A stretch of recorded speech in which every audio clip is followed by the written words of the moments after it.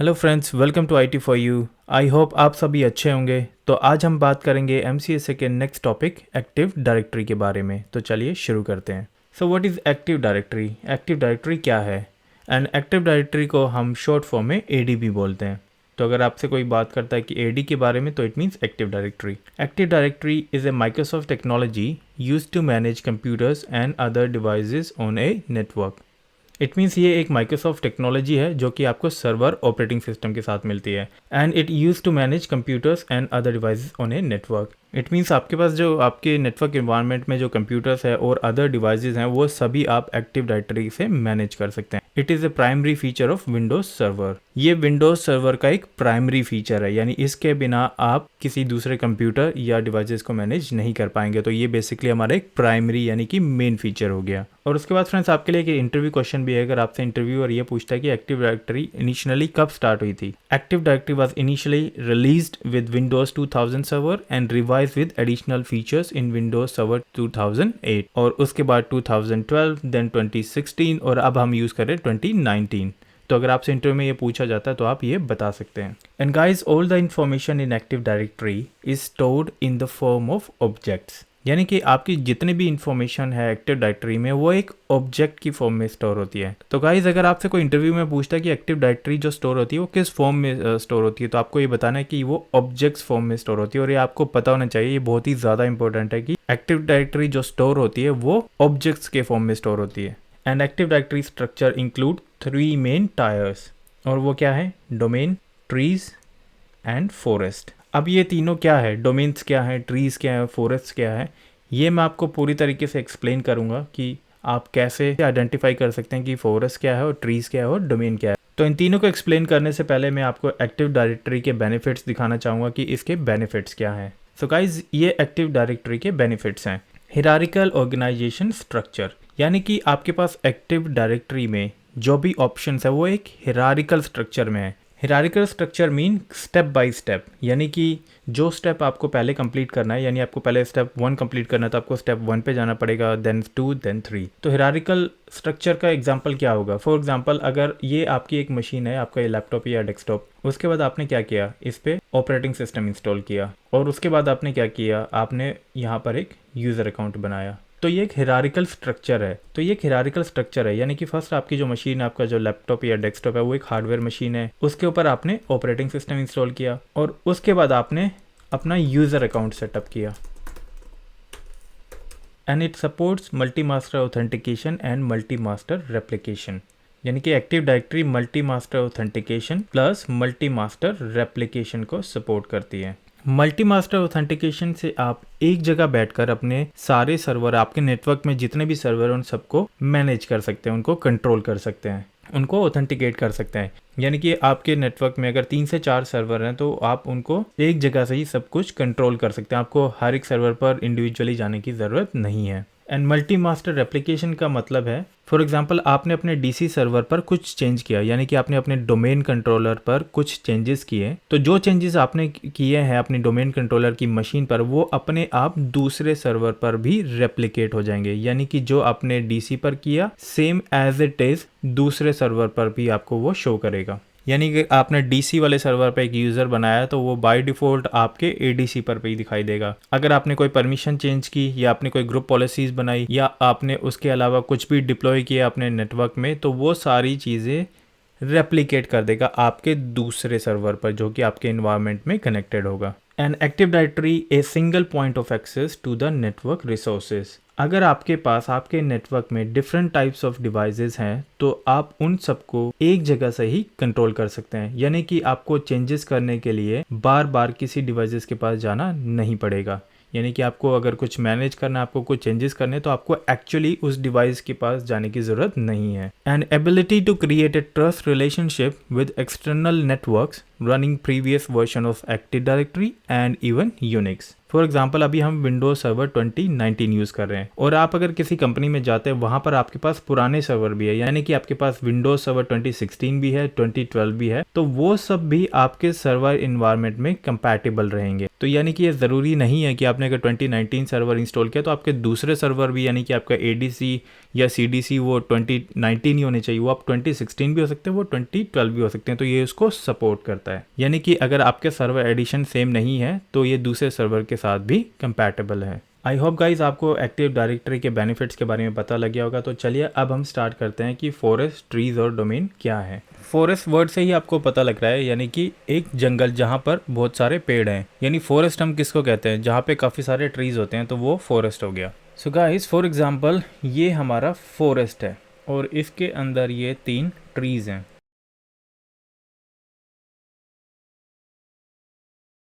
अगर मैं ये कहूँ कि ये जो आपके ट्रीज़ हैं ये आपकी कंपनी की लोकेशंस हैं। फॉर एग्जांपल आपकी इस कंपनी की लोकेशन है दिल्ली, ये कंपनी आपकी मुंबई में है और ये कंपनी आपकी जयपुर में है। तो ये जो तीनों कंपनीज़ है डिफरेंट लोकेशंस पर, ये आपके ट्रीज़ हैं और ये जो सर्कल है ये आपका फॉरेस्ट है। यानी कि आपके फॉरेस्ट को देखकर ये बताया जा सकता है कि आपकी आईटी का इंफ्रास्ट्रक्चर कैसा होना चाहिए। आपके जो ये तीनों ऑफिस है ये आपस में एक दूसरे के साथ कनेक्टेड है। तो ये हो गए आपके ट्रीज, यानी कि आपकी जो तीनों लोकेशंस हैं वो आपस में कनेक्टेड है। तो ये आपके फॉरेस्ट में ट्रीज हैं और ये जो सर्कल है ये फॉरेस्ट है। तो जैसा कि आप देख सकते हैं ये फॉरेस्ट है, फॉरेस्ट के अंदर हमारे डिफरेंट कंपनीज है जो कि ट्रीज हैं। अब डोमेन क्या है, मान लीजिए आपकी जो मुंबई वाली लोकेशंस है ये हेड ऑफिस है। आपने हेड ऑफिस में एक सर्वर लगाया, तो जो मेन सर्वर आपने लगाया ये है DC डोमेन कंट्रोलर। उसके बाद आपने क्या किया, 2 सर्वर और कॉन्फ़िगर किए, जो कि एक आपने जयपुर लोकेशन पर सेटअप किया और दूसरा आपने दिल्ली लोकेशन पर सेटअप किया, और ये दोनों आपने कॉन्फ़िगर किए as a ADC additional domain controller. यानी कि जो मेन इन्फॉर्मेशन है वो प्राइमरी डोमेन कंट्रोलर के पास है। इसको हम PDC भी बोल सकते हैं, यानी कि DC और PDC ये सेम होता है, इसमें कोई डिफरेंस नहीं है। यानी कि डोमेन कंट्रोलर और प्राइमरी डोमेन कंट्रोलर एक ही है। अब डोमेन क्या हो गया कि आपके हेड ऑफिस में जो मेन सर्वर है, इसी सर्वर से आपको सारी इन्फॉर्मेशन मिलेगी आपकी दिल्ली लोकेशन के लिए और आपकी जयपुर लोकेशन के लिए। तो ये जो हमारा डोमेन कंट्रोलर मेन सर्वर है ये हमारा डोमेन्स है, यानी कि ये डिसाइड करेगा, इसके पास सारी इन्फॉर्मेशन होगी कि दिल्ली लोकेशन पे या जयपुर लोकेशन पे जो यूज़र्स हैं उनके पास कौन कौन से राइट्स हैं, वो कैसे ऑथेंटिकेट करेंगे, कौन से आवर्स में लॉगिन कर सकते हैं और किन कंप्यूटर्स पे लॉगिन कर सकते हैं। तो आई होप यहाँ तक आपको क्लियर हुआ होगा कि ये जो सर्कल है ये हमारा फॉरेस्ट है और ये जो लोकेशंस आप देख रहे हैं ये हमारे ट्रीज़ हैं। एंड मुंबई जो कि हमारा हेड ऑफिस है वहाँ पर हमने एक मेन सर्वर लगाया जो कि DC है और उसको हम PDC भी बोलते हैं। तो ये हमारा डोमेन हो गया, यानी कि ये हमारा मेन डोमेन कंट्रोलर हो गया और इसी से दिल्ली और जयपुर के लोकेशन के सर्वर कनेक्टेड हैं। यानी कि फॉर एग्जांपल आपके हेड ऑफिस में 500 यूज़र्स हैं, उसी तरह आपकी दिल्ली लोकेशन पर 100 यूज़र्स हैं और जयपुर में अगर आप बात करें तो आपके पास यहाँ पर 50 यूज़र्स हैं। अब यहाँ पर एक यूज़र है जो कि HR डिपार्टमेंट से है और वो HR नाम के यूज़र प्रोफाइल से लॉगिन करना चाहता है। तो यहाँ से मैं आपको एक्सप्लेन करता हूँ कि हमारा हेड ऑफिस में जो DC है, यानी कि जो प्राइमरी डोमेन कंट्रोलर है, वो मेन सर्वर क्यों है। फॉर एग्जांपल अगर HR यूज़र दिल्ली लोकेशन पर लॉगिन कर रहा है तो जैसे ही ये यूज़र किसी लैपटॉप या डेस्कटॉप पर लॉगिन करेगा तो उसकी रिक्वेस्ट जाएगी ADC के पास और ADC उसके बाद कांटेक्ट करेगा PDC से, प्राइमरी डोमेन कंट्रोलर से, कि HR नाम का जो यूज़र दिल्ली लोकेशन पर लॉगिन कर रहा है क्या उसके लॉगिन ID और पासवर्ड सही है। तो डोमेन कंट्रोलर सारी इन्फॉर्मेशन अपने डेटाबेस में चेक करेगा कि HR यूज़र ने अपना यूज़र ID और पासवर्ड जो एंटर किया है वो सही है या नहीं है। जब PDC अपने डेटाबेस में चेक करेगा कि HR ने जो यूज़र ID पासवर्ड एंटर किया है वो सही है, तो उसके बाद ये इन्फॉर्मेशन ADC को देगा कि HR ने जो यूज़र ID पासवर्ड एंटर किया है वो सही है। उसके बाद ADC HR के यूज़र को अप्रूव कर देगा उस लैपटॉप या डेस्कटॉप पर लॉगिन करने के लिए। उसी तरह जब HR लॉगिन कर लेगा तो उसके बाद उसके जो भी राइट्स होंगे, यानी इसको कौन सी शेयर ड्राइव मिलेगी या वो कौन कौन सी एप्लीकेशंस यूज़ कर सकता है, या उसके अलावा और भी अलग तरह की सिक्योरिटी पॉलिसीज़ जो HR डिपार्टमेंट के लिए डिप्लॉय की होंगी, वो सारी इन्फॉर्मेशन ADC DC से लेकर HR यूज़र पर अप्लाई कर देगा। तो आई होप आपको ये समझ आ गया होगा। उसी तरह फॉर एग्जांपल हम लोग जयपुर लोकेशन पर एग्जांपल ले लेते हैं अकाउंट्स यूज़र का। सो अकाउंट्स डिपार्टमेंट में से एक यूज़र है जो कि अकाउंट नाम के यूज़र से जयपुर लोकेशन में लॉगिन कर रहा है। तो यहाँ पर भी सेम प्रोसेस होगा। जैसे ही अकाउंट नाम का यूज़र लॉगिन करेगा, उसकी रिक्वेस्ट जाएगी एडीसी के पास। उसके बाद एडीसी चेक करेगा पीडीसी से कि अकाउंट्स नाम के जो लॉगिन क्रेडेंशियल है वो सही है या नहीं। सेम प्रोसेस के साथ पीडीसी अपने डेटाबेस में चेक करेगा कि हाँ, अकाउंट नाम का जो यूज़र है उसका ये यूज़र आईडी और पासवर्ड सही है, और उसके साथ ये पॉलिसीज़ हैं कि अकाउंट्स वाला जो डिपार्टमेंट है वो ये शेयर ड्राइव यूज़ कर सकता है। तो वो सारी इंफॉर्मेशन पीडीसी एडीसी को प्रोवाइड करेगा, और उसके बाद एडीसी अकाउंट्स के उस यूज़र को अप्रूव करेगा और उस पर वो सारी सिक्योरिटी पॉलिसीज अप्लाई कर देगा। आई होप फ्रेंड्स यहाँ तक आपको क्लियर हो गया होगा। यानी कि ये जो सर्कल है ये हमारा फॉरेस्ट है, और ये हमारी जो कंपनीज हैं जो डिफरेंट लोकेशन पर हमारे सर्कल के अंदर, ये हमारे ट्रीज हैं। एंड जो हमारा हेड ऑफिस में जो मेन सर्वर है ये हमारा डोमेन्स है, यानी कि डोमेन कंट्रोलर, जिसको हम पीडीसी भी बोलते हैं, प्राइमरी डोमेन कंट्रोलर। तो मान लीजिए हमारी जो मेन कंपनी का नाम है वो है माइंडसोल। तो हम लोग जो ये सर्वर कॉन्फ़िगर करेंगे वो अपने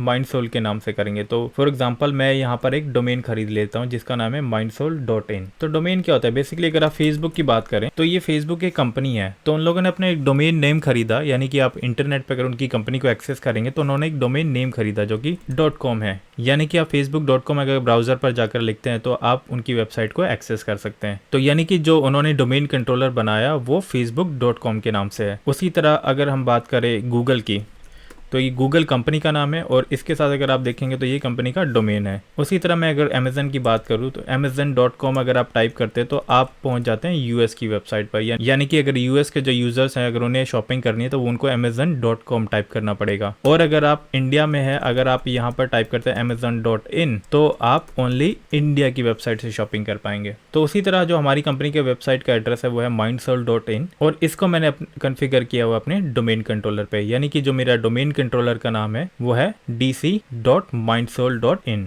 आई होप गाइज आपको ये समझ आ गया होगा कि डोमेन, ट्रीज और फॉरेस्ट क्या होते हैं। अगर आपका कोई भी किसी भी तरह का डाउट है तो आप मुझे कमेंट्स में ज़रूर लिख सकते हैं, तो मैं उसको फिर दोबारा से एक्सप्लेन करूंगा कोई दूसरा एग्जांपल लेके। तो गाइज अगर आपको डोमेन, ट्रीज और फॉरेस्ट की थ्योरेटिकल डेफिनेशन अगर नहीं पता है, और अगर आपको ये प्रैक्टिकल नॉलेज पता है कि फॉरेस्ट क्या है और ट्रीज क्या है एंड डोमेन्स क्या है, तो ये ज़्यादा इंपॉर्टेंट है। अगर आप थ्योरेटिकल एक्सप्लेन नहीं कर पाते हैं कि फॉरेस्ट क्या है, for example a forest is a complete instance of Active Directory. Each forest act as a top level container and a forest can contain one or more domain container objects. अगर आप इस तरीके से verbally explain नहीं कर पाते हो, अगर आपको प्रैक्टिकली पता है, यानी कि आपको कॉन्सेप्ट पता है, तो वो ज़्यादा इंपॉर्टेंट है। यानी कि अगर आपसे इंटरव्यू में पूछा जाता है कि एक्सप्लेन करें, तो अगर आप वहाँ पर इस तरीके से एक्सप्लेन करते हैं तो इंटरव्यू में आप ड्रॉ करके भी बता सकते हैं, क्योंकि इंटरव्यूज में आपको एक्सप्लेनेशन के लिए भी बोला जाता है कि आप एक्सप्लेन कर सकते हैं व्हाइट बोर्ड पर। तो आप मार्कर से व्हाइट बोर्ड पर ये एक्सप्लेन कर सकते हैं कि ये हमारा फॉरेस्ट है, ये हमारे ट्रीज हैं, और इस तरीके से ये कॉन्फ़िगर होता है, और ये हमारा डोमेन है। अगर आप डेफिनेशन देखना चाहते हो तो यहाँ से आप डेफिनेशन भी देख सकते हैं। What is forest?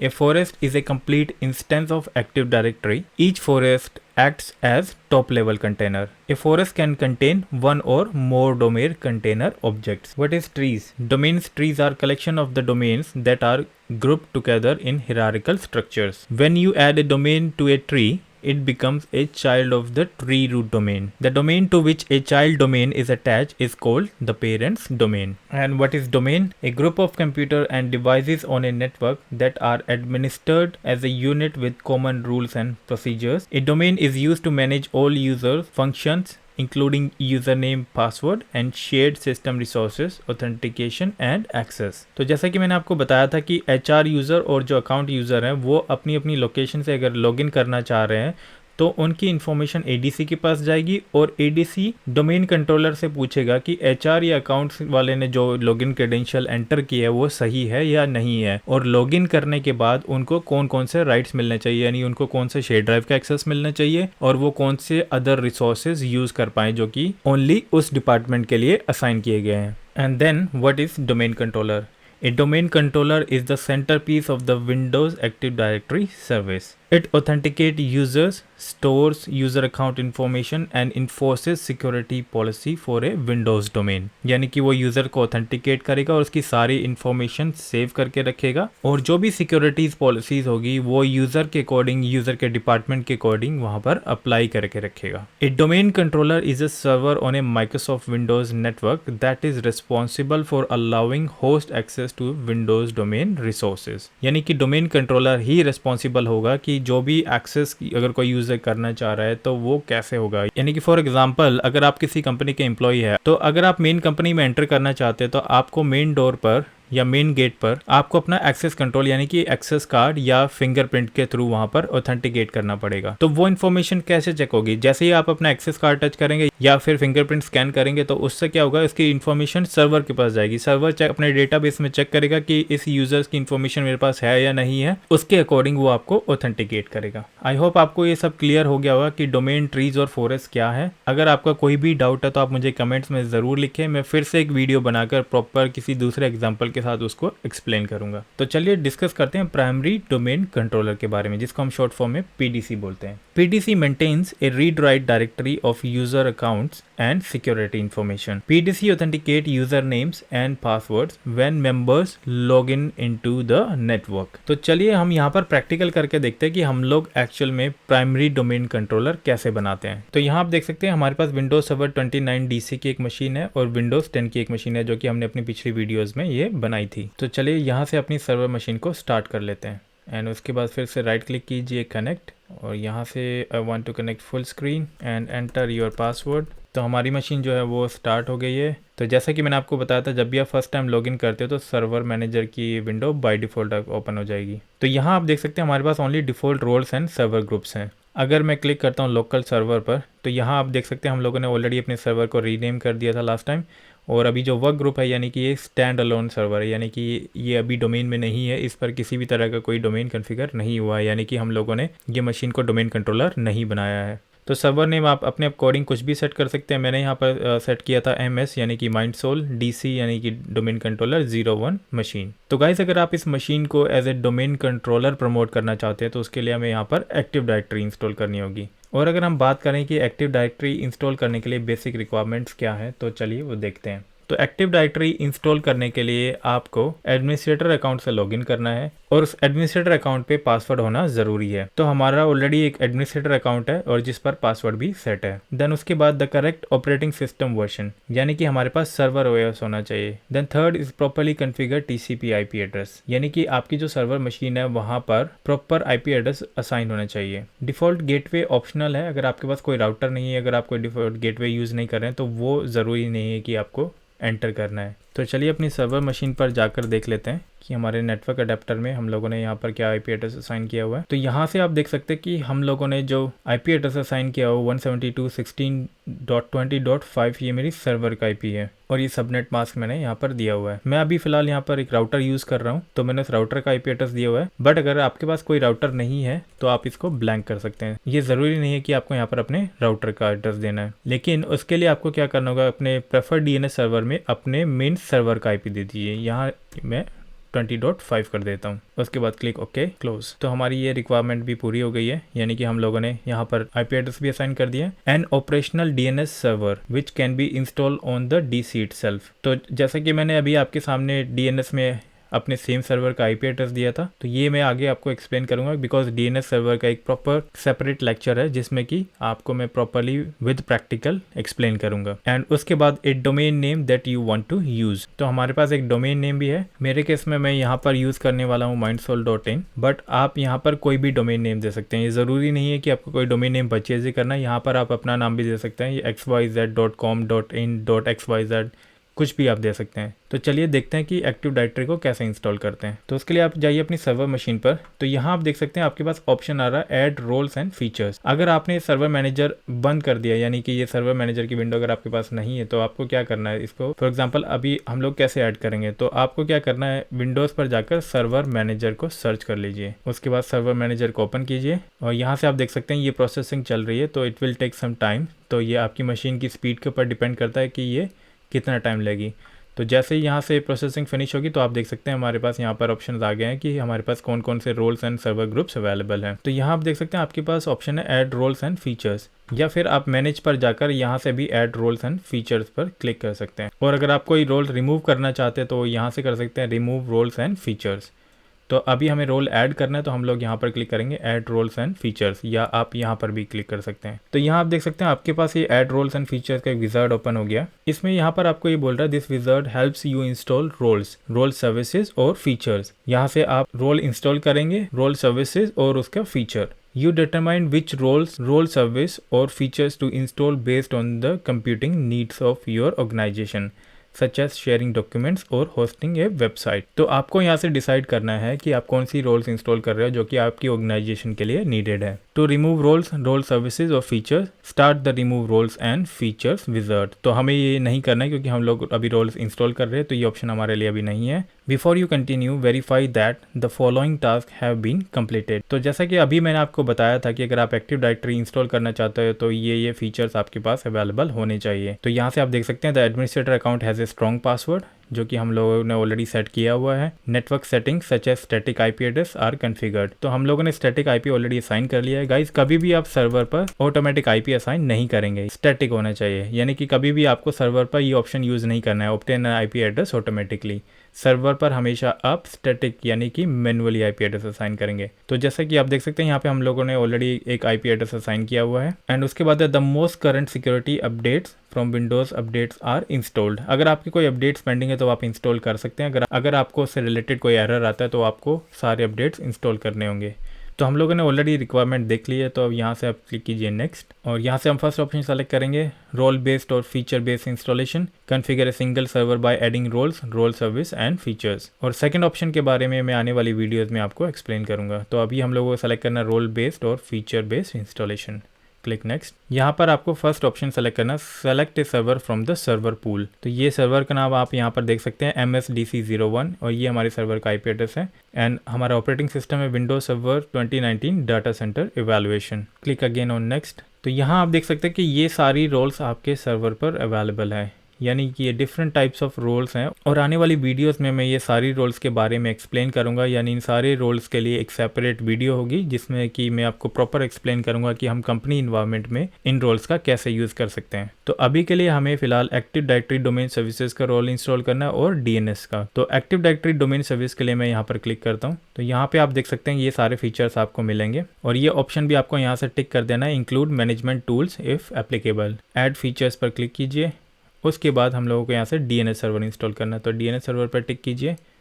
यहाँ से भी आपको ये ऑप्शन टिक कर देना है, ऐड फीचर्स। तो यहाँ आप देख सकते हैं हम लोगों ने अभी ओनली 2 रोल्स टिक किए हैं, जो कि एक्टिव डायरेक्टरी डोमेन सर्विसेज है एंड DNS सर्वर है। सो गाइज मेक श्योर आपको active directory domain services use करना है, ना कि एक्टिव डायरेक्टरी सर्टिफिकेट सर्विस। तो आप डोमेन सर्विसेज पे को टिक कर लीजिए और DNS को टिक कर लीजिए। Click on next. यहाँ से आपको कुछ भी चेंजेस नहीं करना है, जो भी सेटिंग्स है वो बाय डिफॉल्ट रहेंगी। यहाँ आप देख सकते हैं ये एक्टिव डायरेक्टरी के साथ ग्रुप पॉलिसी मैनेजमेंट हमको बाय डिफॉल्ट मिल रहा है। Click next. तो यहाँ से आप ADDS की डेफिनेशन देख सकते हैं। Active directory domain services ADDS stores information about users, computer and other devices on the network. ADDS help administrators securely manage the information and facilities resources sharing and collaboration between users। तो जैसा कि मैंने आपको explain किया था कि active directory domain services के through आप सारे कंप्यूटर्स को और सारे यूजर्स को मैनेज कर सकते हैं। यहाँ से कुछ और इन्फॉर्मेशन भी है, वो भी आप देख सकते हैं। एंड Azure के बारे में भी यहाँ दिया गया। Azure Active Directory separate online service can provide simplified identify and access management, security reporting, single sign on to cloud and on premises web apps. तो ये टॉपिक हमारा आएगा MCS से फिनिश करने के बाद। Click next. तो DNS सर्वर का रोल हम यहाँ पर इंस्टॉल करें, तो यहाँ पे आप देख सकते हैं सारी इन्फॉर्मेशन यहाँ पर अवेलेबल है। तो यहाँ हम देख सकते हैं हमारी सारी डिटेल्स हम लोगों ने जो रोल सेलेक्ट किए हैं उसके बारे में रिलेटेड सारी इन्फॉर्मेशन है। यहाँ से आपको ये ऑप्शन टिक कर देना है, restart the destination server automatically if require, यानी कि अगर आपके सर्वर को नीड है रीस्टार्ट होने के लिए तो ये ऑटोमेटिकली रीस्टार्ट हो जाएगा। Click on yes. उसके बाद इंस्टॉल पर क्लिक कीजिए। तो यहाँ आप देख सकते हैं इंस्टॉलेशन इन प्रोग्रेस है। तो यहाँ पे आपको कुछ टाइम वेट करना होगा। तो यहाँ आप देख सकते हैं हमारी फीचर इंस्टॉलेशन जो है वो कंप्लीट हो गई है, तो क्लोज पर क्लिक कर दीजिए। तो यहाँ आप देख सकते हैं आपके पास एक फ्लैग का ऑप्शन है, उस फ्लैग में एक नोटिफिकेशन आया। नोटिफिकेशन में आप यहाँ देख सकते हैं post deployment configuration require for active directory domain services at MSDC01, जो कि मेरे सर्वर का नाम है। तो यहाँ पर बेसिकली ये कह रहा है कि आपने जो रोल्स इंस्टॉल किए वो रोल्स इंस्टॉल हो गए हैं, तो आपको इस सर्वर को as a domain controller promote करना है। तो हम इस ऑप्शन पर यहाँ पर क्लिक करेंगे, promote this server to a domain controller. तो यहाँ से आपके पास एक कॉन्फ़िगरेशन विज़ार्ड ओपन होगा। तो गाइस जैसे कि मैंने आपको एक्सप्लेन किया था, यहाँ पर सेम फीचर हमारे पास यहाँ पर आ गया। तो फर्स्ट ऑप्शन आप देख सकते हैं, select the deployment operation, add a domain controller to an existing domain, add a new domain to an existing forest, add a new forest. तो गाइस यहाँ से हमें कौन सा ऑप्शन सेलेक्ट करना है? तो गाइस जैसे कि मैंने आपको एक्सप्लेन किया था कि ये हमारा फॉरेस्ट है, यानी कि अभी हम लोगों ने कोई भी कंपनी नहीं बनाई है। तो सबसे पहले हम लोग क्या बनाएंगे? सबसे पहले हम लोग फॉरेस्ट बनाएंगे। उसके बाद क्या बनेगा? उसके बाद ट्री बनेगा। और ट्री के बाद क्या बनेगा? ट्री के बाद हमारा डोमेन कंट्रोलर बनेगा। यानी कि फर्स्ट हो गया हमारा फॉरेस्ट, देन ट्री, देन उसके बाद डोमेन कंट्रोलर। तो चलिए चलते हैं हमारी सर्वर मशीन पर। तो यहाँ से हम लोगों को सेलेक्ट करना है ऐड ए न्यू फॉरेस्ट, यानी कि हम लोगों को एक फॉरेस्ट बनाना है। तो यहाँ पर आपको अपने डोमेन का नाम देना है। तो यहाँ पर मैं डोमेन का नाम देता हूँ mindcell.in। बट ये ज़रूरी नहीं है कि ये डोमेन नेम आपके पास होना चाहिए, आप यहाँ पर कोई भी डोमेन नेम दे सकते हैं, क्योंकि हम लोगों को ये इंटरनेट पे यूज़ नहीं करना है, ये हम लोग लोकली यूज़ कर रहे हैं। यहाँ पर आप अपना नाम भी दे सकते हैं या और भी कोई XYZ नेम जो भी आपको पसंद हो ये वो यहाँ पर आप दे सकते हैं। तो मेरे केस में मैं यहाँ पर लूँगा mindsoul.in। तो मेरे केस में मैं यहाँ पे लूँगा mindsoul.in और मैंने सेलेक्ट किया ऐड ए न्यू फॉरेस्ट। और इसके अलावा जो दो ऑप्शन है, add a new domain to an existing forest and add a domain controller to an existing domain, इसके बारे में मैं आपको एक्सप्लेन करूँगा। तो फिलहाल हम लोगों को अभी एक न्यू फॉरेस्ट बनाना है, तो मैं यहाँ पर बना लेता हूँ mindsoul.in, क्लिक नेक्स्ट। देन आपको यहाँ से डोमेन कंट्रोलर ऑप्शन सेलेक्ट करने हैं। तो गाइज़ यहाँ आप एक चीज़ नोटिस करेंगे कि फॉरेस्ट फंक्शनल लेवल जो है या डोमेन फंक्शनल लेवल जो है वो विंडोज सर्वर 2016 है। लेकिन अगर हम लोग अपने सर्वर एडिशन को चेक करें तो हम लोग अभी जो सर्वर यूज़ कर रहे हैं वो Windows server 2019 data centre evaluation. अगर आप इस पर क्लिक करते हैं तो यहाँ पर आप देख सकते हैं कि आपके पास 2019 का ऑप्शन यहाँ पर अवेलेबल नहीं है, क्योंकि ये जो फॉरेस्ट फंक्शनल लेवल है और डोमेन फंक्शनल लेवल है वो मैक्सिमम हमारे पास 2016 का अवेलेबल है। तो अगर आप 2016 यूज़ कर रहे हैं, 2019 यूज़ कर रहे हैं, तो आपको ये ऑप्शन यहाँ से सेलेक्ट करना है विंडोज सर्वर 2016। और जैसा कि मैंने आपको एक्सप्लेन किया था कि आपके नेटवर्क इन्वायरमेंट में अगर दूसरे सर्वर्स भी अवेलेबल हैं, यानी कि 2012 या 2008, तो वो भी यहाँ से आप सेलेक्ट कर सकते हैं, यानी कि ये फॉरेस्ट फंक्शनल लेवल है। और डोमेन फंक्शनल लेवल की बात करें तो इसमें भी आपको विंडोज़ 2016 सर्वर सेलेक्ट करना है। यहाँ से आप देखेंगे specified domain controller capabilities, domain name system जो कि DNS है, एंड ग्लोबल कैटलॉग जिसको हम GCP बोलते हैं, and read only domain controller RODC। तो आपको ये फर्स्ट दो ऑप्शन सेलेक्ट करने हैं। तो अब ये डोमेन नेम सिस्टम और ग्लोबल कैटलॉग सर्वर क्या है, तो इसके लिए भी मैं एक सेपरेट वीडियो बनाऊंगा जिसमें कि मैं आपको एक्सप्लेन करूंगा, बट फिलहाल के लिए हम लोगों को ये दोनों ऑप्शन सेलेक्ट करने हैं। एंड गाइज उसके बाद है type the directory services restore mode, DSRM। Guys ये एक इंटरव्यू क्वेश्चन भी है, इससे पूछा जाता है DSRM पासवर्ड के बारे में। तो आपको पता होना चाहिए DSRM directory service restore mode है, यानी कि फॉर सम रीज़न अगर आपकी एक्टिव डायरेक्टरी से कुछ डिलीट हो जाता है, यानी किसी वजह से कुछ चीज़ें करप्ट हो जाती है, अगर आपको एक्टिव डायरेक्टरी फिर से रिस्टोर करनी है तो DSRM की हेल्प से आप अपनी एक्टिव डायरेक्टरी को रिस्टोर कर सकते हो। तो इसके लिए यहाँ पे आपको एक पासवर्ड देना है। ये पासवर्ड आप कुछ भी रख सकते हो, आप सेम पासवर्ड भी रख सकते हो, बट ये पासवर्ड मैं आपको सजेस्ट करूँगा कि आप पासवर्ड कहीं पर नोट करके रखें, ये पासवर्ड आपको याद होना चाहिए। तो उसके बाद क्लिक कीजिए नेक्स्ट। यहाँ से आपको कुछ भी सेलेक्ट नहीं करना है, ये मैं आपको बाद में बताऊंगा कि क्रिएट DNS डेलीगेशन क्या होता है। हमारे पास जो यहाँ पर नेट बायस डोमेन नेम जो है वो mindsoul आ गया है, यानी हम लोगों ने सेलेक्ट किया था mindsoul.in। तो यहाँ पर आपका जो डोमेन नेम होगा सिर्फ ओनली वो शो करेगा। Then again click on next. तो यहाँ पर अभी ये एडिशनल ऑप्शंस चेक कर रहे हैं। तो गाइज़ यहाँ पर आप देख सकते हैं कि specify the location of ADDS database, log files and sysvol. तो ये भी एक इंटरव्यू क्वेश्चन है। अगर आपसे इंटरव्यू में पूछा जाता है कि डेटाबेस और लॉग फाइल और सिसवोल फोल्डर की बाय डिफ़ॉल्ट लोकेशन क्या होती है, तो आपको ये लोकेशंस पता होनी चाहिए कि एक्टिव डायरेक्टरी डेटाबेस की जो डेटाबेस की लोकेशन है वो कहाँ पर होगी NTDS की, लॉग फाइल की कहाँ पर होगी NTDS में, एंड सिसवोल की लोकेशन क्या होगी बाय डिफ़ॉल्ट। सो ये बाय डिफ़ॉल्ट लोकेशन है जो कि हमारी C ड्राइव में सेव होगी। तो ये भी एक इंटरव्यू क्वेश्चन है। तो मैं यहाँ पर लिख देता हूँ कि ये एक इंटरव्यू क्वेश्चन है। तो ADDS डेटाबेस फाइल की जो लोकेशंस होती हैं वो आपको पता होना चाहिए। डेटाबेस फाइल के लिए ये लोकेशन है, एंड लॉग फाइल के लिए भी ये लोकेशन है, एंड सिसवोल के लिए ये लोकेशन है। और जो इनका एक्सटेंशन होता है, यानी कि जो डेटाबेस है उसका जो एक्सटेंशन होता है वो .dit होता है।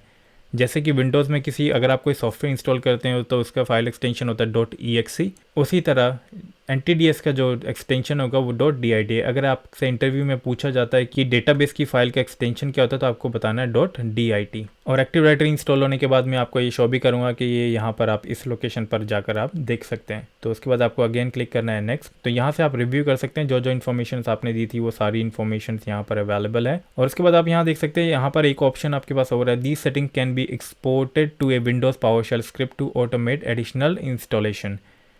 यहाँ अगर मैं व्यू स्क्रिप्ट पर क्लिक करता हूँ तो यहाँ पर आप देख सकते हैं कि सारी इन्फॉर्मेशन जो आपने दी है वो यहाँ पर एक नोटपैड में ओपन है। अगर मैं इस नोटपैड को सेव एज करके अपने डेस्कटॉप पर रख लेता हूँ और इसको नाम दे देता हूँ डोमेन स्क्रिप्ट, तो अगर आपको मैं यहाँ पर अपने डेस्कटॉप पर जाकर दिखाता हूँ तो ये फाइल मैंने यहाँ पर सेव कर ली है।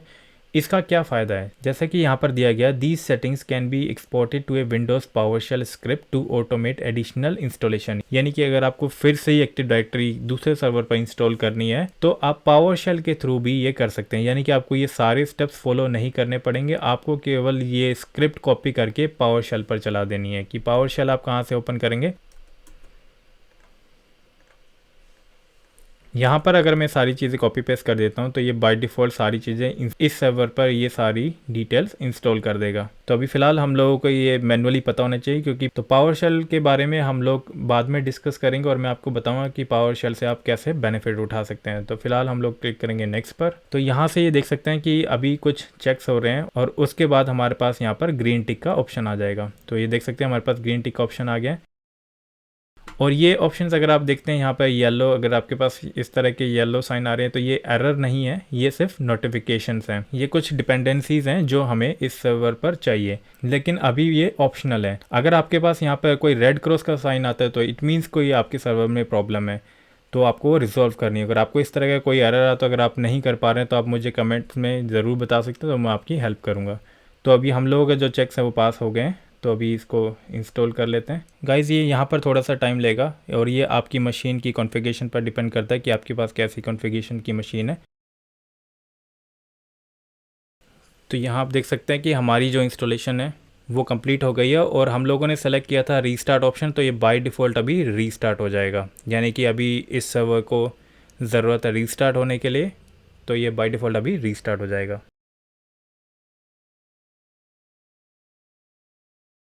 तो हमारा जो सर्वर है वो रीस्टार्ट हो गया और अब आप यहाँ पर देख सकते हैं कि तो आपके पास यहाँ पर ऑप्शन आ रहा है यूज़र आईडी एंड पासवर्ड के लिए, और यहाँ पर आप अपने डोमेन का नाम देख सकते हैं। तो हमने जस्ट अभी ये सर्वर इंस्टॉल किया है, यानी कि अभी हमें एडमिनिस्ट्रेटर से लॉगिन करना है। तो यहाँ पर आपको एंटर करना है अपने एडमिनिस्ट्रेटर का यूज़र आईडी एंड पासवर्ड। तो यहाँ पर मैं टाइप करता हूँ एडमिनिस्ट्रेटर और सेम पासवर्ड जो हमने इस सर्वर के लिए सेट किया था।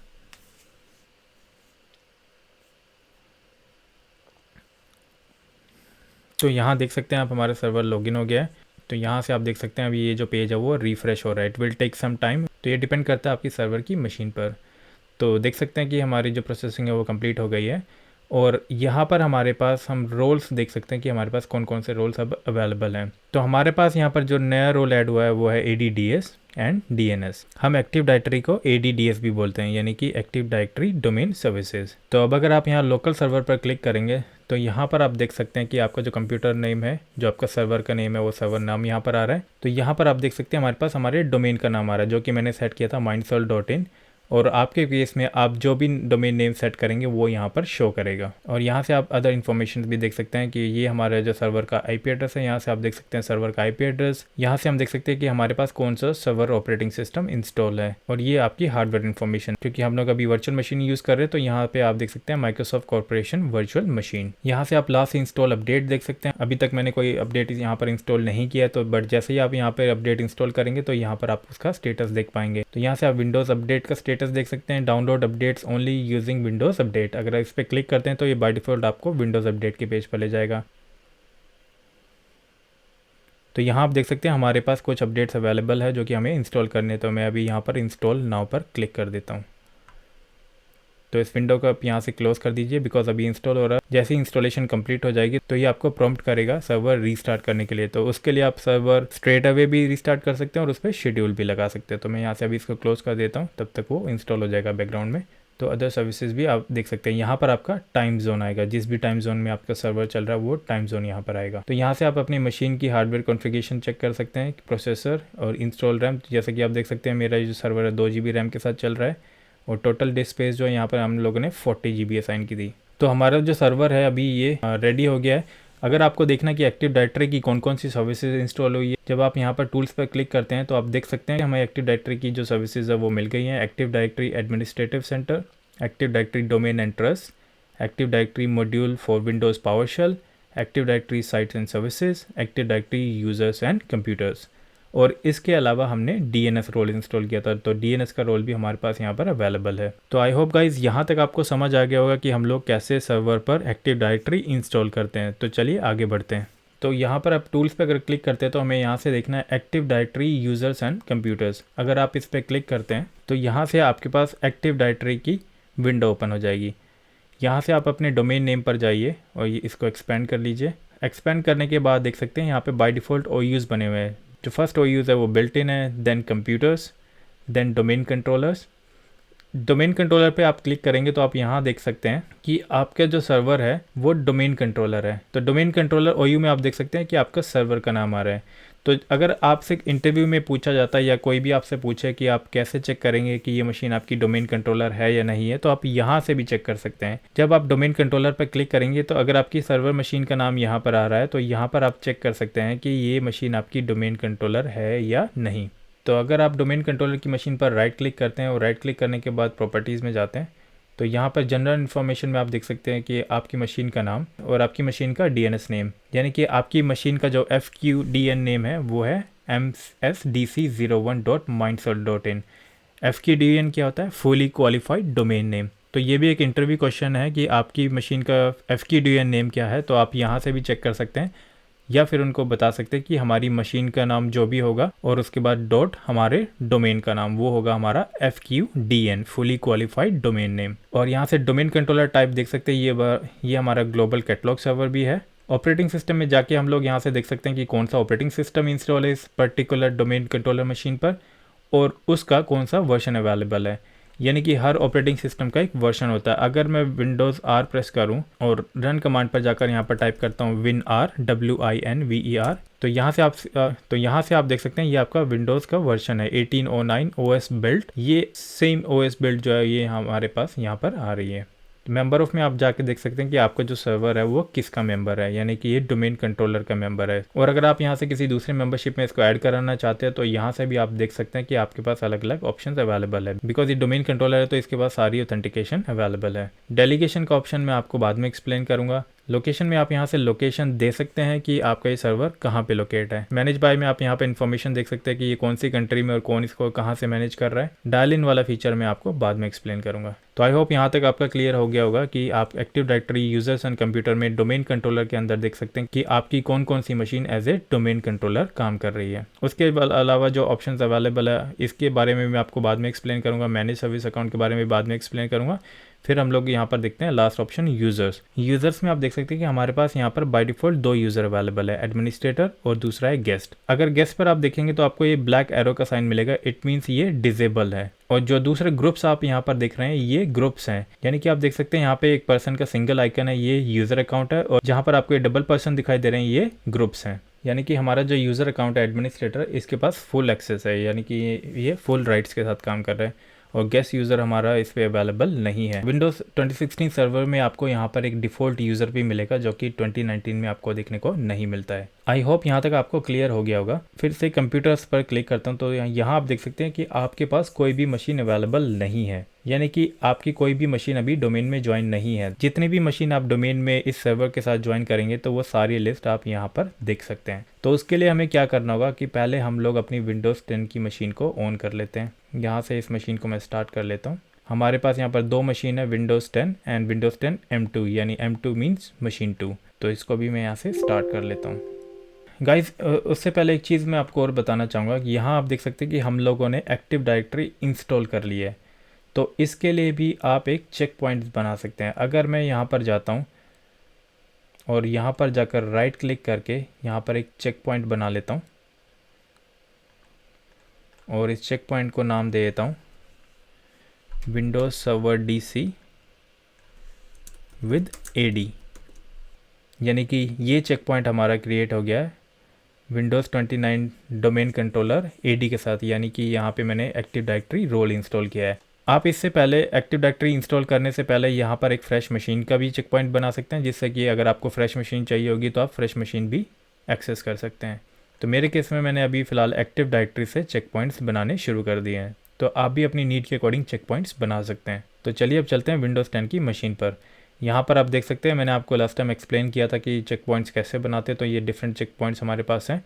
तो अभी फ़िलहाल मैं यहाँ से फ्रेश इंस्टॉलेशन पर क्लिक कर देता हूँ और उसको अप्लाई कर लेता हूँ। अप्लाई, इस मशीन को फिर से स्टार्ट कर दीजिए, स्टार्ट, और राइट क्लिक करके कनेक्ट कर लीजिए। जैसे कि मैंने लास्ट टाइम बताया था, इसका पासवर्ड है PASSW0RD एक्सक्लेमेशन मार्क।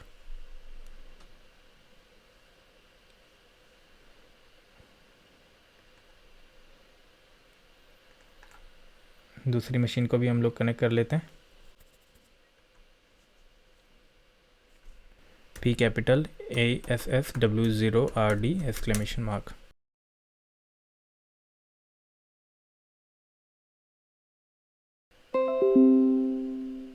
तो आप देख सकते हैं ये हमारी विंडोज़ 10 की मशीन है, और अगर मैं यहाँ पर फाइल एक्सप्लोरर में जाता हूँ, आपको दिस PC के ऊपर राइट क्लिक करना है, प्रॉपर्टीज़। तो यहाँ आप देख सकते हैं कि हमारे पास कोई भी डोमेन अवेलेबल नहीं है। ये मशीन अभी वर्क ग्रुप में है। वर्क ग्रुप मीन्स यानी कि ये मशीन अभी स्टैंड अलोन काम कर रही है। तो यहाँ आप कंप्यूटर का नाम देख सकते हैं, MSH विंडोज़ 10। अगर मैं चेंज सेटिंग पर क्लिक करता हूँ, देन कंप्यूटर नेम के अंदर यहाँ पर आपको चेंज पर क्लिक करना है। तो यहाँ आप देख सकते हैं कि आपकी कंप्यूटर का नाम है, और ये मशीन अभी बाय डिफ़ॉल्ट वर्क ग्रुप में है। तो यहाँ से अगर आप डोमेन सेलेक्ट करते हैं तो यहाँ पे आप डोमेन नेम टाइप कर सकते हैं। अगर आपको ये ऑप्शन नहीं मिलता, अगर आप यहाँ से नहीं आना चाहते, तो इसके लिए मैं आपको एक शॉर्टकट की भी बता देता हूँ। आपको टाइप करना है sysdm.cpl। अगर आप अपनी रन विंडो पे ये कमांड टाइप करते हैं और अगर एंटर करेंगे तो उसके बाद आप बाय डिफ़ॉल्ट सेम उसी विंडो पर पहुँच जाएंगे। यहाँ से फिर आपको क्लिक करना है चेंज। तो यहाँ से आप आपके कंप्यूटर का नाम देख सकते हैं, और यहाँ पे आपको ये ऑप्शन सेलेक्ट करना है। लेकिन डोमेन ज्वाइन करने से पहले आपको अपना IP एड्रेस चेक करना है कि आपकी मशीन पर क्या IP एड्रेस असाइन है।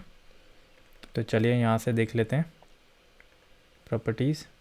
तो जैसे कि आप देख सकते हैं हमारे पास यहाँ पर हमारे DNS में कोई भी एड्रेस नहीं है, तो यहाँ पर आपको DNS में आपके सर्वर का IP एड्रेस देना है। तो यहाँ पर आपको DNS में आपका सर्वर का IP एड्रेस देना है, यानी कि हमारी सर्वर का जो IP एड्रेस है वो 172.16.20.5। अगर ये एड्रेस यहाँ पर आप नहीं देते हैं तो आपकी मशीन सर्वर को कांटेक्ट नहीं कर पाएगी। Then again click on okay, then close. अब आपको यहाँ पर जाके अपना डोमेन नेम टाइप करना है। तो मेरे केस में मेरा जो डोमेन नेम है सर्वर का वो है mindsoul.in। आपके केस में आपने जो भी डोमेन नेम सेट किया वो आपको यहाँ पर टाइप करना है, उसके बाद क्लिक ओके। तो यहाँ पर डोमेन ज्वाइन करने के लिए आपसे यूज़र आईडी पासवर्ड मांग रहा है। तो यहाँ पर आपको कौन सा यूज़र आईडी एंड पासवर्ड देना है, ये भी एक इंटरव्यू क्वेश्चन है। आपसे इंटरव्यू में पूछा जा सकता है कि जब आप डोमेन ज्वाइन करते हैं तो आप किस यूज़र आईडी और पासवर्ड से ये डोमेन ज्वाइन कर सकते हैं। तो हम यहाँ पर वो user ID and password use करेंगे जिसके पास सर्वर के एडमिन राइट्स होंगे, यानी कि हमारे पास एडमिनिस्ट्रेटर अकाउंट का पासवर्ड है, उसके पास फुल राइट्स हैं, तो ऑफकोर्स उससे हम ज्वाइन कर सकते हैं। लेकिन हम कंपनी इन्वायरमेंट में ऐसे भी यूज़र्स बना सकते हैं जो ओनली डोमेन को ज्वाइन करा पाएँ। यानी कि अगर आप किसी कंपनी में काम करते हैं तो वहाँ पर आपको विंडोज़ टीम मिलेगी, नेटवर्क टीम मिलेगी और सर्विस डेस्क टीम मिलेगी। आप चाहते हैं कि सर्विस डेस्क टीम कुछ भी चेंजेस ना कर पाए, ओनली डोमेन ज्वाइन कर पाएँ, तो आप उनको डोमेन ज्वाइन के राइट्स दे सकते हैं। तो यहाँ पर आपको वो user ID and password type करना है जिसके पास सर्वर के डोमेन ज्वाइन के राइट्स होंगे। तो अभी हमारे केस में हमारे पास सर्वर का एडमिनिस्ट्रेटर का यूज़र आईडी एंड पासवर्ड है, तो वो हम लोग यहाँ पर टाइप कर देंगे। तो जैसा कि देख सकते हैं यहाँ पर आपके पास वेलकम का मैसेज आ गया, welcome to the mindsoul.in domain. Click on okay, then फिर से क्लिक कीजिए, क्लिक ऑन क्लोज। तो यहाँ देख सकते हैं कि आपने जो मशीन ऐड की है सर्वर पे, उसके लिए आपको ये मशीन को रीस्टार्ट करना पड़ेगा। तो क्लिक ऑन रीस्टार्ट।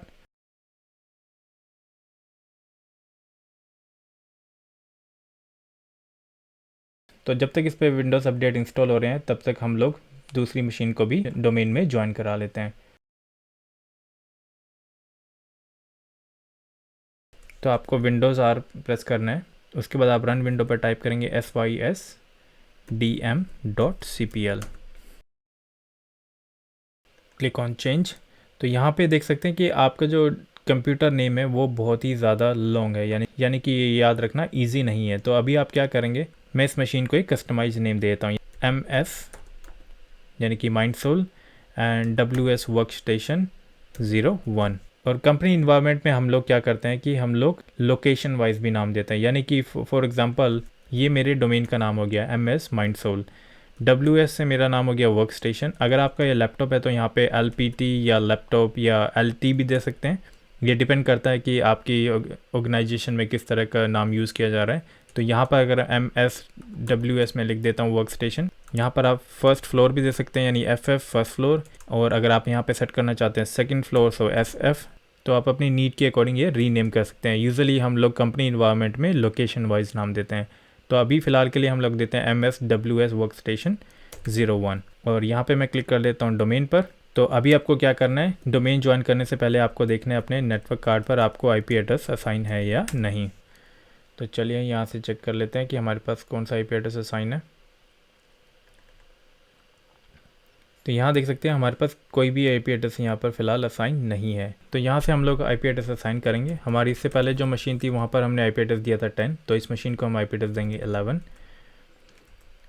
और जैसा कि मैंने आपको बताया था, अगर आप कोई राउटर यूज़ नहीं कर रहे हैं तो आपको डिफ़ॉल्ट गेटवे देने की ज़रूरत नहीं है, लेकिन आपको DNS सर्वर में अपने सर्वर का IP एड्रेस देना होगा जो कि हमारा 20.5। देन क्लिक ओके, क्लोज़, यहाँ से इसको भी क्लोज़ कर दीजिए।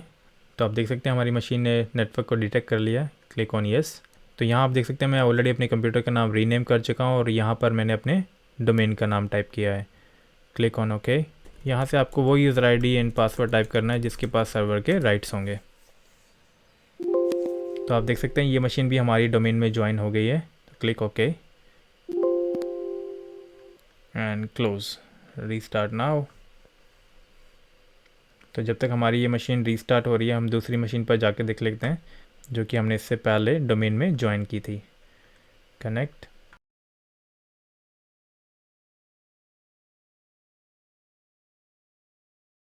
तो यहाँ पर आप देख सकते हैं कि ये मशीन जो हमने डोमेन में ज्वाइन की थी, अब हमारे पास लोकल यूज़र अकाउंट का ऑप्शन आ रहा है और यहाँ पर आप देख सकते हैं अदर यूज़र। ये IE यूज़र जो हमारा लोकल यूज़र था इस मशीन पर जो बना हुआ था, ये वो यूज़र है, और ये है अदर यूज़र। अगर मैं अदर यूज़र पर क्लिक करता हूँ तो आप यहाँ देख सकते हैं साइन इन टू माइंडसोल, यानी कि ये डोमेन के साथ साइन इन करने के लिए रेडी है। अगर मैं IE यूज़र पर क्लिक करता हूँ तो यहाँ आप देख सकते हैं यहाँ आपको कोई भी ऐसा ऑप्शन नहीं मिलता है। अगर आप अदर यूज़र पर क्लिक करेंगे तभी आप यहाँ पर लॉगिन कर पाएंगे। तो अभी कोई डिफरेंट यूज़र हम लोगों ने अपनी एक्टिव डायरेक्टरी पर नहीं बनाया, तो हमारे पास अभी फ़िलहाल ओनली एडमिनिस्ट्रेटर के लॉगिन ID एंड पासवर्ड है। अगर मैं यहाँ पर टाइप करता हूँ एडमिनिस्ट्रेटर तो आप देख सकते हैं कि यहाँ पर साइन इन टू जो नाम है वो चेंज हो गया है। अगर मैं इसको यहाँ से क्लियर करता हूँ तो आप देख सकते हैं यहाँ पर माइंडसोल है। अगर यहाँ पे मैं पूरा नाम टाइप करता हूँ तो ये यहाँ पर देख सकते हैं कि ये साइन इन नेम चेंज हो गया है। अगर आपके साथ ऐसा कुछ होता है अगर कंपनी इन्वायरमेंट में, तो आपको क्या करना होता है, तो आपको कंप्लीट डोमेन नेम के साथ अपने यूज़र को टाइप करना होगा। तो यहाँ आप देख सकते हैं अब ये डोमेन अवेलेबल है। यहाँ से मैं पासवर्ड एंटर कर देता हूँ।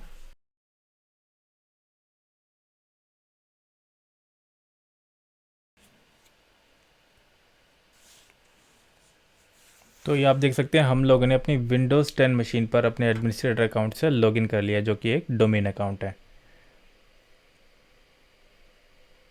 तो यहाँ से मैं आपको इस मशीन का नाम दिखा देता हूँ। तो आप ये देख सकते हैं ये हमारी MSH विंडोज़ 10 की मशीन है जो कि हमारी वर्चुअल मशीन है, और ये इसका FQDN नेम है, यानी कि fully qualified domain name FQDN। तो यहाँ देख सकते हैं मशीन नेम के साथ हमारे डोमेन का नाम आ रहा है यानी कि mindsol.in। अगर आपसे कोई ये कहता है कि आप मशीन को चेक कीजिए कि डोमेन में ज्वाइन है या नहीं, तो आप यहाँ से देख सकते हैं कि ये डोमेन में अवेलेबल है। तो अभी एडमिनिस्ट्रेटर के इस अकाउंट को मैं यहाँ से साइन आउट कर देता हूँ। तो चलिए अब देखते हैं हमारी विंडोज़ 10 की जो मशीन 2 है उसका क्या स्टेटस है। तो आप यहाँ से देख सकते हैं ये मशीन भी हमारी डोमेन में ज्वाइन हो चुकी है। एडमिन अकाउंट जो है वो लोकल अकाउंट है जो कि इस लोकल मशीन पर बनाया हुआ है, और यहाँ पर आप देख सकते हैं कि आपके पास अदर यूज़र का ऑप्शन आ रहा है। अगर आप इस पर क्लिक करते हैं अदर यूज़र, यहाँ से आपका जो भी डोमेन यूज़र है उसके साथ आप साइन इन कर सकते हैं। तो जैसा कि मैंने आपको विंडोज़ 10 की पहली मशीन पर दिखाया था कि मैंने एडमिनिस्ट्रेटर के अकाउंट से लॉगिन किया था और हमने सक्सेसफुली लॉगिन कर पाए थे। तो चलिए अभी चलते हैं सर्वर मशीन पर और उसके बाद हम लोग एक्सेस करते हैं active directory users and computer. तो उसके लिए आपको क्लिक करना होगा टूल्स पर, उसके बाद यहाँ से क्लिक कीजिए active directory users and computers. अगर आप यहाँ से इसको ओपन नहीं करना चाहते हैं तो इसके लिए एक शॉर्टकट कमांड भी है जो कि मैं आपको बता देता हूँ। आप विंडोज़ आर प्रेस कीजिए और रन विंडो में जाके टाइप कीजिए dsa.msc, एंटर। तो यहाँ पर आपके पास एक्टिव डायरेक्टरी की सेम विंडो ओपन हो जाएगी। तो इससे पहले हमने विंडोज़ मशीन पर ये देखा था कि यहाँ पर हमें डोमेन कंट्रोलर्स की मशीन्स मिलती है कि कौन कौन सी हमारे पास यहाँ पे मशीन अवेलेबल है। अगर अब मैं यहाँ पर कंप्यूटर पर क्लिक करता हूँ तो यहाँ आप देख सकते हैं कि हमारे पास ये दोनों मशीन्स जो हमने डोमेन में ज्वाइन की है यहाँ पर अवेलेबल है। यानी कि ये हमारी फर्स्ट मशीन है जो कि MS Edge Windows 10 है एंड ये हमारी दूसरी मशीन है MSWS01। तो अगर मैं पहली मशीन पर राइट क्लिक करता हूँ और यहाँ से इसकी प्रॉपर्टीज़ पर जाते हैं तो यहाँ पे आप इसकी जनरल इन्फॉर्मेशन देख सकते हैं। तो यहाँ से आप इसका DNS नाम देख सकते हैं जो कि फुली क्वालिफाइड डोमेन नेम है FQDN and DC type work station और सर्वर। उसके बाद चलते हैं ऑपरेटिंग सिस्टम पर। तो फ्रेंड्स ये भी एक इंटरव्यू क्वेश्चन है। अगर कोई मशीन आपकी डोमेन में है, अगर आपको चेक करना है कि उसके ऊपर कौन सा ऑपरेटिंग सिस्टम है और कौन सा वर्जन अवेलेबल है तो आप यहाँ से ईजिली चेक कर सकते हैं। यहाँ से आप देख सकते हैं ये जो हमारी विंडोज़ मशीन है विंडोज़ 10 एंटरप्राइजेज एवेल्यूशन और ये इसका वर्जन है। और यहाँ से हम मेंबरशिप चेक करेंगे। मेंबरशिप में आप देख सकते हैं ये मशीन ओनली डोमेन कंप्यूटर के ग्रुप में ज्वाइन है, यानी कि जितने भी डोमेन यूज़र है इस मशीन पर लॉगिन कर सकते हैं। अगर यहाँ से आप किसी दूसरे मेंबरशिप को ऐड करना चाहते हैं तो यहाँ से आप देख सकते हैं आपके पास ये सारे ऑप्शंस अवेलेबल है। अगर आप इसको एडमिनिस्ट्रेटर ग्रुप में ज्वाइन कर देते हैं तो इस मशीन के पास सारे एडमिनिस्ट्रेटर राइट्स आ जाएंगे, यानी कि इस मशीन पर जो भी लॉगिन करेगा उसको एडमिनिस्ट्रेटर के सारे राइट्स बाय डिफ़ॉल्ट मिल जाएंगे। इसके अलावा आप यहाँ पर डिफरेंट ग्रुप्स भी देख सकते हैं। ये डिफरेंट ग्रुप्स हैं, अगर आपकी रिक्वायरमेंट है तो आप यहाँ से ऐड कर सकते हैं। तो अभी फ़िलहाल हम इसको बाय डिफ़ॉल्ट रहने देते हैं, तो कैंसिल कर दीजिए। डेलीगेशन का फ़ीचर मैं आपको बाद में एक्सप्लेन करूँगा। लोकेशन में भी आप यहाँ से लोकेशन इसकी सेट कर सकते हैं और इसके अलावा जो फीचर्स हैं ये मैं आपको बाद में एक्सप्लेन करूँगा। सेम उसी तरह आप विंडोज़ 10 की दूसरी मशीन को देख सकते हैं। तो यहाँ से आप अपनी डोमेन जॉइन मशीन्स की डिटेल्स चेक कर सकते हैं। आई होप गाइस आपको यहाँ तक क्लियरली समझ आ गया होगा। अगर आपका कोई भी डाउट है तो आप मुझे कमेंट्स में ज़रूर पूछ सकते हैं, तो मैं उसको फिर से एक्सप्लेन करूँगा। तो अभी हम लोग देखते हैं यूज़र्स में कि हम लोग यूज़र कैसे बनाते हैं, क्योंकि हमारे पास जो डोमेन पर मशीन अवेलेबल है यहाँ पे हमें लॉगिन करना है डोमेन यूज़र अकाउंट से, क्योंकि हम लोग एडमिनिस्ट्रेटर से लॉगिन नहीं करेंगे, यहाँ पर हमारे यूज़र्स लॉगिन करेंगे। यानी कि हम लोग जो यूज़र बनाएंगे HR डिपार्टमेंट में, अकाउंट्स में, फाइनेंस में, और उसके अलावा जो डिफरेंट डिपार्टमेंट के यूज़र्स होंगे वो यहाँ पर लॉगिन करेंगे। तो उसके लिए आपको क्या करना है, आपको यूज़र्स वाले OU में आना है। OU को हम बोलते हैं organisation unit. Then free space में जाके राइट क्लिक कीजिए। तो यहाँ आप देख सकते हैं कंप्यूटर कॉन्टैक्ट ग्रुप। इन सारे ऑप्शंस के बारे में मैं आपको बाद में बताऊँगा। और सेकेंड लास्ट आप देख सकते हैं यूज़र। तो अभी हमें यहाँ पर यूज़र बनाना, तो यहाँ पे यूज़र पर क्लिक कीजिए। तो आपको यहाँ पे यूज़र का फ़र्स्ट नेम देना है। फॉर एग्जांपल आप HR डिपार्टमेंट के लिए कोई अकाउंट बना रहे हैं तो उनका फ़र्स्ट नेम अगर आप किसी पर्सन के नाम से बना रहे हैं तो आपको पर्सन का फ़र्स्ट नेम और लास्ट नेम देना होगा। अगर आप डिपार्टमेंट के नाम से बना रहे हैं तो आपको डिपार्टमेंट की डिटेल देनी होगी। यानी फॉर एग्जांपल मैं यहाँ पे फर्स्ट नेम में टाइप कर देता हूँ HR एंड लास्ट नेम में मैं यहाँ पर दे देता हूँ मैनेजर, HR मैनेजर। उसके बाद यूज़र लॉगॉन नेम में आइए। यहाँ से हम लोग अपने अकॉर्डिंग उसको लॉगॉन नेम दे सकते हैं, यानी कि यहाँ पर जो आप नेम देंगे ये आपको यूज़र ID में टाइप करना होगा। अगर मैं यहाँ पर देता हूँ HR मैनेजर MANAGER, यहाँ पे आप HRM भी दे सकते हैं या H मैनेजर भी दे सकते हैं। ये आपकी कंपनी के ऊपर डिपेंड करता है कि उन्होंने कैसा नेमिंग स्टैंडर्ड रखा है। तो अभी फ़िलहाल के लिए हम लोग यहाँ पर देते हैं HR मैनेजर और यहाँ पे हमारे पास डोमेन अवेलेबल है। अगर मैं यहाँ पर क्लिक करता हूँ तो मेरे पास यहाँ पे कोई दूसरा डोमेन के ऑप्शन नहीं आ रहा है, लेकिन कंपनी इन्वायरमेंट में अगर आपके पास एक से ज़्यादा डोमेन है तो अगर आप यहाँ पर क्लिक करेंगे तो आप यहाँ देख सकते हैं कि आपको कौन से डोमेन के लिए ये अकाउंट बनाना है। तो हमें ये अकाउंट बनाना है mindsoul.in के लिए, तो मैं इसको सेलेक्ट कर लेता हूँ। यहाँ आप देख सकते हैं आपके पास बाय डिफ़ॉल्ट नाम आ गया HR मैनेजर और यहाँ पे हमारी डोमेन का नाम आ गया है। Click on next. यहाँ से आपको पासवर्ड देना है। मैं यहाँ पर पासवर्ड टाइप कर देता हूँ एंड यहाँ आप देख सकते हैं फ्रेंड्स, ये जो फर्स्ट ऑप्शन है user must change password at next logon, यानी कि एक ये डिफ़ॉल्ट पासवर्ड आपने यहाँ पर सेट कर दिया और आप चाहते हैं कि यूज़र उसको चेंज करके अपना पासवर्ड रखे, तो आपको ये ऑप्शन सेलेक्ट करना है। फॉर एग्जांपल मैं इस ऑप्शन को अभी यहाँ से टिक कर देता हूँ और जब मैं लॉगिन करूँगा तो मैं आपको बताऊँगा कि आप कैसे चेंज कर सकते हैं। ये हम टिक कर लेते हैं यहाँ से, user must change password at next logon. उसके बाद हमारे पास यहाँ पर ये ऑप्शन है, अगर मैं इसको टिक कर देता हूँ तो आपको ये अनटिक करना पड़ेगा, यानी कि अगर मैं इसको यहाँ से अनटिक करके इसको ये टिक कर देता हूँ तो यूज़र पासवर्ड चेंज नहीं कर पाएगा। मैं यहाँ पर जो पासवर्ड सेट करूँगा ओनली वो उसी पासवर्ड से लॉगिन कर पाएगा और वो पासवर्ड चेंज नहीं कर पाएगा। उसके बाद थर्ड ऑप्शन है पासवर्ड नेवर एक्सपायर। अगर मैं इस ऑप्शन को सेलेक्ट कर देता हूँ तो ये पासवर्ड कभी भी एक्सपायर नहीं होगा, क्योंकि हमारे पास कंपनी इन्वायरमेंट में हम लोग कस्टमाइज़ कर सकते हैं कि एक यूज़र को कितने टाइम के बाद अपना पासवर्ड चेंज करना होगा। यानी कि अगर हमने पॉलिसी में सेट किया हुआ है कि आपका पासवर्ड 3 महीने में एक्सपायर होगा या 6 मंथ में एक्सपायर होगा, तो हम लोग अगर ये ऑप्शन यहाँ से सेलेक्ट कर देंगे तो वो पॉलिसी आपके इस अकाउंट पर अप्लाई नहीं होगी। एंड फोर्थ ऑप्शन है अकाउंट इज़ डिसेबल। अगर मैं इसको यहाँ से टिक कर देता हूँ तो ये अकाउंट तो बन जाएगा लेकिन ये डिसेबल हो जाएगा। जैसा कि आप यहाँ देख सकते हैं गेस्ट यूज़र में हमें यहाँ पर एक ब्लैक डाउन एरो का साइन दिखाई दे रहा है, इट मीन्स ये डिसेबल है। अगर मैं इस ऑप्शन को यहाँ से टिक करके नेक्स्ट कर देता हूँ तो अकाउंट तो आपका बन जाएगा लेकिन आप लॉगिन नहीं कर पाएंगे, यानी कि वो अकाउंट डिसेबल रहेगा। तो अभी फ़िलहाल मैं इसको यहाँ से अनटिक कर देता हूँ क्योंकि हमें अनेबल यूज़र चाहिए, और इस ऑप्शन को मैं यहाँ से सेलेक्ट कर लेता हूँ, user must change password at next logon. Click on next and finish. तो यहाँ पर आप देख सकते हैं हमारे पास HR मैनेजर का जो यूज़र अकाउंट है वो बन गया है। अगर मैं इसको राइट क्लिक करता हूँ और इसकी प्रॉपर्टीज़ पर जाता हूँ तो यहाँ पे आप देख सकते हैं आपको जनरल में बेसिक इन्फॉर्मेशन मिलेगी कि फर्स्ट नेम क्या है, लास्ट नेम क्या है, और डिस्क्रिप्शन में भी अगर आप यहाँ पर कुछ देना चाहते हैं तो यहाँ से भी आप अपने अकॉर्डिंग डिटेल एंटर कर सकते हैं। यानी कि अगर मैं ऑफिस की बात करूँ तो मैं यहाँ पर डाल देता हूँ कि दिल्ली ऑफिस, और यहाँ से टेलीफ़ोन नंबर और यूज़र की जो कॉन्टैक्ट डिटेल्स होंगी यहाँ पे अगर मैं यहाँ डाल देता हूँ HR manager@mindsoul.in, ये इसकी बाय डिफ़ॉल्ट ईमेल आईडी होगी। और उसके लिए क्या करना है, आप अप्लाई पे क्लिक कर दीजिए। जनरल के बाद अगर मैं अकाउंट पे जाता हूँ तो अकाउंट में आप जाके देख सकते हैं यहाँ पर जो यूज़र का लोगो नेम है वो जो कि हमने बनाया था HR मैनेजर, और ये ऑप्शन आप देख सकते हैं मैंने ये जब अकाउंट क्रिएट किया था तब सेलेक्ट किया था, user must change password at next logon. और यहाँ से आप देख सकते हैं अकाउंट एक्सपायरीज, तो यहाँ पे आप अगर चाहते हैं कि आपने ये अकाउंट बनाया है और एक पर्टिकुलर डेट को ये अकाउंट एक्सपायर हो जाए तो आपको क्या करना है, तो यहाँ से इस ऑप्शन को टिक कर देना है और यहाँ से आप डेट सेलेक्ट कर सकते हो कि किस डेट को ये अकाउंट एक्सपायर हो जाए। अगर मैं यहाँ से 1 फरवरी 2022 को सेलेक्ट कर देता हूँ तो इस डेट के बाद ये अकाउंट अपने आप एक्सपायर हो जाएगा, यानी कोई भी कंपनी का मेंबर इस अकाउंट को यूज़ नहीं कर पाएगा। जनरली हम इस ऑप्शन का यूज़ तब करते हैं जब हम किसी को टेम्परेरी एक्सेस देते हैं, यानी कि हम लोगों को यूज़र की start date and end date अगर पता है तो हम लोग यहाँ से उसको सेट कर सकते हैं। तो इसको मैं यहाँ से बाय डिफ़ॉल्ट कर देता हूँ नेवर। यहाँ पर आपके पास ऑप्शन अवेलेबल है log on hours and log on work station. अगर मैं यहाँ पर क्लिक करता हूँ लॉग ऑन आवर्स तो यहाँ से आप देख सकते हैं आप यूज़र को परमिशन दे सकते हैं। तो बाय डिफ़ॉल्ट आप जो ब्लू में देख रहे हैं ये है लॉग ऑन परमिटेड। अगर आप चाहते हैं कि ये यूज़र ट्यूसडे को सुबह 10 बजे से लेके और 2 बजे के बीच में लॉगिन ना कर पाए तो उसके लिए आपको क्या करना होगा कि आप ट्यूसडे पर आइए, यहाँ पर टाइम देख लीजिए और यहाँ से लॉग ऑन डिनाइड को सेलेक्ट कर दीजिए। तो हम चाहते हैं कि ये 2 बजे तक ये यूज़र लॉगिन ना कर पाए, यहाँ से क्लिक ओके। और फिर दोबारा अगर आप यहाँ पर आप देखते हैं तो ये यूज़र सुबह 10 बजे से लेकर दोपहर 2 बजे तक ट्यूसडे को इस दौरान लॉगिन नहीं कर पाएगा। अगर वो यूज़र लॉगिन करने की कोशिश करता है तो उसको एरर मैसेज आ जाएगा, वो लॉगिन नहीं कर पाएगा। सेम उसी तरह आप यहाँ से चेंज कर सकते हैं कि आप चाहते हैं कि लॉग ऑन कर पाए ओनली 10 बजे से 2 बजे के बीच में, तो यहाँ से आप अपने अकॉर्डिंग मॉडिफाई कर सकते हैं।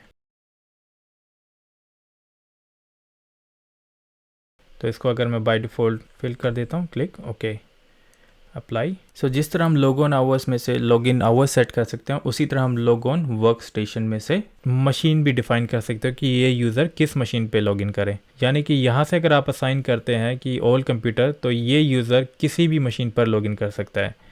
अगर मैं यहाँ से इसको रेस्ट्रिक्ट कर देता हूँ कि द फॉलोइंग कंप्यूटर्स, यानी कि यहाँ पर मैं अगर अपनी मशीन का नाम देता हूँ MSWS01 कि ये ओनली इस मशीन पर लॉगिन कर पाए, तो ये यूज़र किसी दूसरी मशीन पर लॉगिन नहीं कर पाएगा क्योंकि हम लोगों ने सिर्फ इसको इस मशीन के लिए एक्सेस दिया है।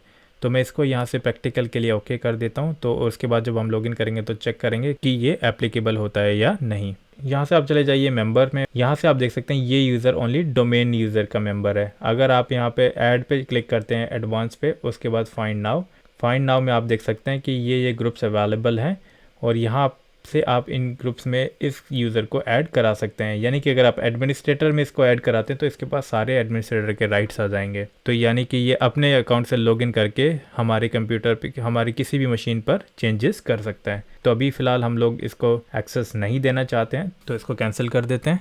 यहाँ पे आप देख सकते हैं प्रोफाइल में ये सारे ऑप्शन मैं आपको बाद में डिस्क्राइब करूँगा कि प्रोफाइल में और ऑर्गेनाइजेशन में आप इसको कैसे यूज़ कर सकते हैं, रिमोट कंट्रोल आप कैसे इनेबल कर सकते हैं या डिसेबल कर सकते हैं, ये सारी चीज़ें मैं आपको बाद में एक्सप्लेन करूँगा। तो यहाँ आप देख सकते हैं हमारा जो HR मैनेजर का जो अकाउंट है वो क्रिएट हो चुका है। तो चलिए अब विंडोज़ 10 मशीन पर चलते हैं और इस अकाउंट से लॉगिन कर लेते हैं। तो जैसा कि मैंने आपको बताया था कि ये हमारा एडमिन का लोकल अकाउंट है जो इस लोकल मशीन पर है, बट अगर आप डोमेन यूज़र से लॉगिन करना चाहते हैं तो आपको सेलेक्ट करना है अदर यूज़र। तो यहाँ पर आप टाइप करेंगे HRMANAGER HR मैनेजर, और हम लोगों ने वहाँ पर जो पासवर्ड दिया था उसको टाइप कर देते हैं। तो आप ये देख सकते हैं जो फर्स्ट ऑप्शन मैंने सेलेक्ट किया था कि जब भी यूज़र फर्स्ट टाइम लॉगिन करेगा तो उसको अपना पासवर्ड चेंज करना पड़ेगा। तो यहाँ से आप देख सकते हैं the user's password must be changed before sign in. तो क्लिक ओके। यहाँ पे यूज़र को अपना ओल्ड पासवर्ड टाइप करना पड़ेगा, उसके बाद न्यू पासवर्ड। तो यहाँ से एक न्यू पासवर्ड सेट कर लेते हैं।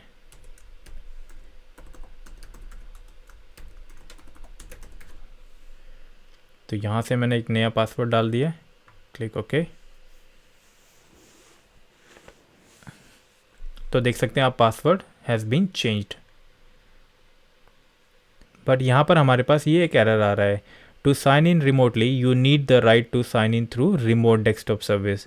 By default, members of the remote desktop users group have this right. If the group you are in does not have this right, or if the right has been removed from the remote desktop user group, you need to be granted this right manually. तो ये option क्यों आ रहा है? क्योंकि इस user के पास remotely access नहीं है, और हम लोग जब हाइपर-व्यू मशीन पर फुल स्क्रीन के साथ किसी भी मशीन को कनेक्ट करते हैं तो वो उसको as a remote desktop consider करती है। तो आपको अभी फ़िलहाल इस यूज़र को रिमोट डेस्कटॉप की सर्विसेज में ऐड कराने की ज़रूरत नहीं है। तो आपको कैसे लॉगिन करना है मैं आपको बताता हूँ। यहाँ पर क्लिक कीजिए ओके।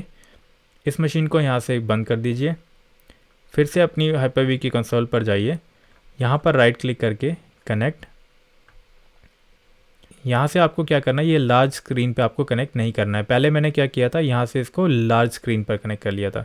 तो अभी आपको क्या करना है कि इसको सेम यहाँ पर लेके आइए और इस विंडो को यहाँ से क्लोज़ कर दीजिए। तो यहाँ पे क्या करेंगे, आप अदर यूज़र को सेलेक्ट कर लीजिए। तो यहाँ पर हम टाइप करेंगे HRMANAGER। तो यहाँ पे आप देख सकते हैं ऑलरेडी आपके डोमेन का नाम आ रहा है। अगर यहाँ पर आपके डोमेन का नाम नहीं आ रहा तो आपको क्या करना है, आपको यहाँ पर पूरा एड्रेस टाइप करना पड़ेगा, यानी कि आपके डोमेन नेम के साथ। और यहाँ पर आप वो पासवर्ड एंटर कीजिए जो अभी आपने चेंज किया है। तो आप देख सकते हैं हमारा जो यूज़र है वो लॉगिन हो रहा है।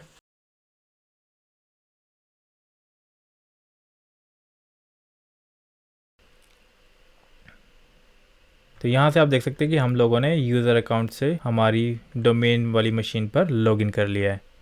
अगर आप यहाँ से दिस पीसी पर जाकर राइट क्लिक करेंगे, गो टू प्रॉपर्टीज़, यहाँ से अगर आप क्लिक करेंगे एडवांस सिस्टम सेटिंग पर, तो यहाँ देख सकते हैं कि इस यूज़र को राइट्स नहीं है कि वो कंप्यूटर की प्रॉपर्टीज़ देख पाए। अगर मैं यहाँ से एडमिनिस्ट्रेटर के user ID and password type करता हूँ तो वो उसको अलाउ करेगा। यहाँ पे आप जाइए कंप्यूटर नेम में चेंज, तो ये देख सकते हैं कि हमारी ये मशीन डोमेन में ज्वाइन है और ये हमारी मशीन का नाम है। आई होप आपको ये समझ आ गया होगा कि कैसे यूज़र बनाएंगे हम लोग और कैसे हम लोग मशीन को डोमेन में ज्वाइन कराएंगे। यहाँ मैंने आपको जो ऑप्शन बताया था कि आप लॉगिन आवर्स सेलेक्ट कर सकते हो, उसी तरह आप यहाँ से मशीन भी डिफाइन कर सकते हो कि ये यूज़र किस मशीन पे लॉगिन करे, कि ये ओनली इस मशीन पर लॉगिन कर पाए। तो ये यूज़र किसी दूसरी मशीन पर लॉगिन नहीं कर पाएगा क्योंकि हम लोगों ने सिर्फ इसको इस मशीन के लिए एक्सेस दिया है। और यहाँ से मैं ये चेक कर लेता हूँ कि ये कौन से अकाउंट से लॉगिन है। तो ये मोर पे क्लिक कीजिए, यहाँ से यूज़र्स में आप जाके देख सकते हैं ये HR मैनेजर के अकाउंट से लॉगिन है। तो जैसे कि मैंने इस यूज़र को परमिशन दी थी कि ये ओनली इस मशीन पर लॉगिन कर सकता है। तो चलिए दूसरी मशीन पर चलकर देखते हैं कि ये यूज़र हमारा उस मशीन पर लॉगिन कर पाता है या नहीं। तो जैसे कि मैंने आपको बताया था कि HR मैनेजर को रिमोट डेस्कटॉप पे लॉगिन करने के राइट्स नहीं है। तो जब आप स्क्रीन को कनेक्ट करेंगे तो आपको ये फुल स्क्रीन के साथ नहीं करना है। तो यहाँ से आप इस विंडो को क्लोज़ कर दीजिए। तो आप यहाँ देख सकते हैं कि यहाँ आपके पास लॉगिन का ऑप्शन आ गया। आपको सेलेक्ट करना है अदर यूज़र, क्योंकि डोमेन यूज़र से लॉगिन करने के लिए आपको अदर यूज़र सेलेक्ट करना पड़ेगा। यहाँ पर अगर आप जाके टाइप करते हैं HR मैनेजर @mindsoul.in और मैं पासवर्ड यहाँ पर एंटर कर देता हूँ और उसके बाद करेंगे हिट एंटर।